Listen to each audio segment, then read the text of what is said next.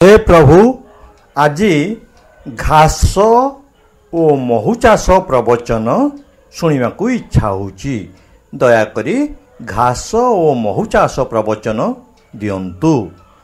प्रथम कथा आम बुझा दरकार जे घास ओ महु चाष कले आंभर की लाभ प्रथमे निजर लाभ एवं क्षति बुझिकरी करवा आवश्यक।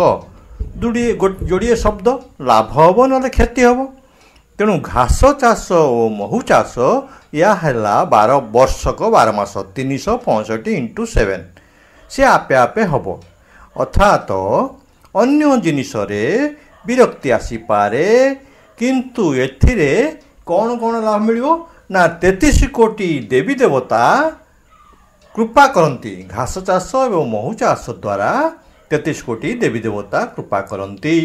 घी महु आदि अमृत पानी पवन किरण शक्ति हेतु जीवन परम आनंद रे परम शांति रे कटे। समस्त